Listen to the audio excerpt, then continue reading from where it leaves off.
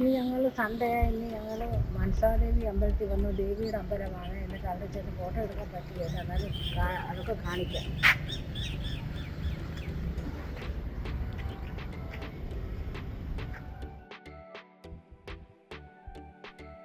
ഞങ്ങൾ അമ്പലത്തിലോട്ട് പോവുകയാണ്, നടന്നു പോവുക അമ്പലത്തിലോട്ട്. എൻട്രി ആയി, അമ്പലത്തിലോട്ട് എൻട്രി ചെയ്യാൻ പോവുകയാണേ.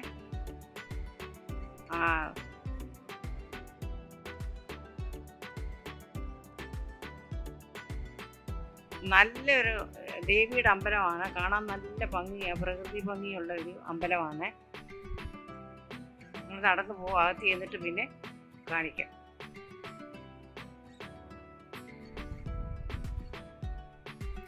ഇനി ഞങ്ങൾ ചെരുപ്പൊക്കെ ഊരിയിടാൻ പോവുകയാണ്. പ്രസാദം വാങ്ങിക്കണം, ചെരുപ്പൊക്കെ ഊരിയിടണം. അവിടെ അമ്പലത്തിൻ്റെ കോമ്പൗണ്ടിലുള്ള കടകളാണ് ഇതെല്ലാം. ചെരുപ്പ് ഇവിടെ ഊരിയിടണം, എന്നിട്ട് വേണം നമുക്ക് നടന്നു പോകാൻ. എന്നിട്ട് പ്രസാദം വാങ്ങിക്കാൻ പോവുക. പിന്നെ അവിടുത്തെ പ്രസാദം തേങ്ങയും പ്രസാദമൊക്കെ കിട്ടും, അത് വാങ്ങിക്കാൻ പോകണം. ഒരു കവറിനകത്താണ് കിട്ടുന്നത്.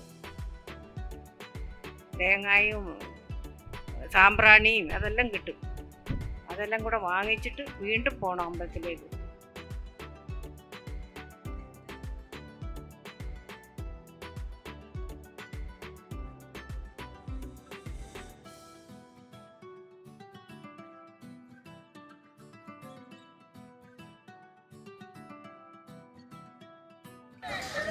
ഞങ്ങൾ ദേവിയുടെ മന്ദിരത്തിൻ്റെ എൻട്രിയിലായി. അകത്ത് എടുക്കാൻ പറ്റുകയല്ല, എന്നാലും നോക്കാം, ട്രൈ ചെയ്യാം.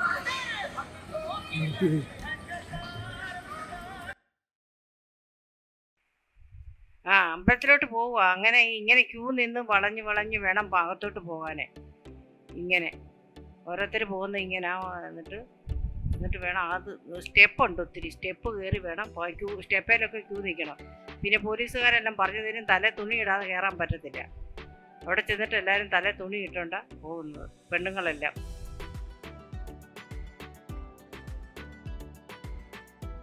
ഈ അമ്പലത്തിലെ പിന്നെ അകത്ത് കയറി ഫോട്ടോ ഒന്നും എടുക്കാൻ പറ്റത്തില്ല. അതുകൊണ്ട് ദേവിയുടെ അകത്ത് കയറിയുള്ള ഫോട്ടോ ഒന്നും ഇല്ല, അവിടെ എടുക്കാൻ പറ്റത്തില്ല. ഇനി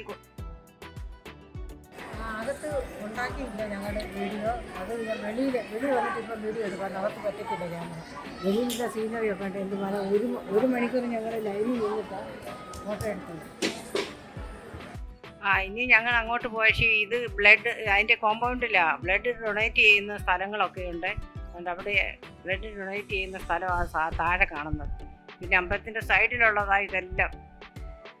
അമ്പലത്തിനകമൊന്നും കാണിക്കത്തില്ല, അത് വെളിയിലാണ്. പിന്നെ അതുകൊണ്ട് ആഹാരം കൊടുക്കുന്നത് സ്ഥലമാണ് അത്. ഞങ്ങൾ ഒത്തിരി ലേറ്റാണ് പോയതുകൊണ്ട് ഞങ്ങൾ പോയില്ല, ഞങ്ങൾ തിരിച്ചു പോയി. വേണ്ട പണ്ടാരെന്ന് എഴുതി വെച്ചേക്കുന്നത് അത് ആഹാരം കൊടുക്കുന്ന സ്ഥലമാണ്. ഇവിടെ ഡെയിലി ആഹാരമുണ്ട്, രാവിലെ ഉച്ചയ്ക്ക്. പിന്നെ അത് കഴിഞ്ഞിട്ട് അതിൻ്റെ വേറെ അമ്പലത്തിൻ്റെ സൈഡിൽ സാമ്പ്രാണിയൊക്കെ കത്തിച്ച് വെക്കുന്നു അതിൻ്റെ കോമ്പൗണ്ടിൽ. അതെല്ലാം ഈ കാണുന്നത് സാമ്പ്രാണിയും പൂവും ഒക്കെ ഇടുന്ന സ്ഥലമാണ്. അമ്പലത്തിനകത്തെ ഫോട്ടോ എടുക്കാൻ പറ്റത്തില്ല, അതുകൊണ്ടാണ് കാണിക്കാഞ്ഞത്. ഇത് അതിൻ്റെ കോമ്പൗണ്ടാണ്, ഒത്തിരി നല്ല ഭംഗിയാണ്. അമ്പലത്തിൽ തൊഴുതേച്ച് വന്നിട്ട് അതിന് ചുറ്റും ഞങ്ങൾ നടന്നു, അതിന് ചുറ്റും നടക്കുക. ഇതെല്ലാം അമ്പലത്തിൻ്റെ ഭാഗമായി കാണുന്ന എല്ലാം. ഇവിടെ ഷൂട്ടിങ്ങൊക്കെ എടുക്കുന്നതാണ് ഈ അമ്പലത്തിൽ, സിനിമയ്ക്കൊക്കെ. അതിൻ്റെ കോമ്പൗണ്ടായി കാണുന്ന എല്ലാം. അങ്ങനെ ഞങ്ങൾ നടന്നു പോവാം. ചെരുപ്പൊന്നും വിടാതെ വേണം നടന്നു പോകാൻ. ചെരുപ്പൊന്നുമില്ല, തല തുണിയൊക്കെ ഇട്ട് വേണം പോകാൻ. ഇവിടെ കാളകളുടെ പ്രതിമകളൊക്കെ ഇഷ്ടം പോലെ ഉണ്ട്, ഇത്രയും പ്രതിമകളും ഒക്കെ ഉണ്ട്. പിന്നെ ഞങ്ങൾ എല്ലാം കഴിഞ്ഞ് തിരിച്ചു പോകുന്ന വഴിയായത്. തിരിച്ചു പോയിട്ട് മോൻ പറഞ്ഞാൽ നമുക്ക് ഹിമാചൽ വരെയും പോയിട്ട് വരാമെന്ന്. ഹിമാചൽ ഇവിടുന്ന് കുറച്ച് ദൂരമേ ഉള്ളൂ. അവിടെ ഹിമാചലിൽ ഇനി ഇവിടെ ചെന്നിട്ട് ഇനി ഹിമാചലിലോട്ട് പോവാം. ഹിമാചലിൽ പോയിട്ട് ലഞ്ച് കഴിക്കാമെന്ന് പറഞ്ഞു. എന്നാൽ പിന്നെ അങ്ങനെ ആട്ടെ, രാവിലെ തിരിച്ചാണ് ഞങ്ങൾ. വേണ്ട, അങ്ങനെ ഹിമാചലിലോട്ട് പോകുന്ന വഴിയായതല്ല. നല്ല രസമാണ്, മലയാണ്, ഭയങ്കര മല. അങ്ങനെ ഹിമാചലിലെ ബൗണ്ടറി ആയതെല്ലാം.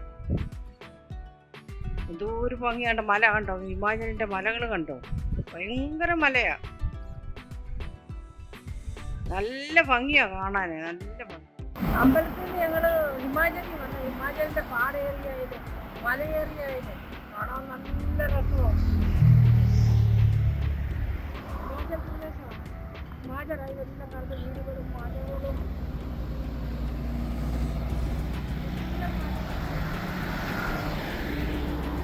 നല്ല ഭംഗിയാണ്.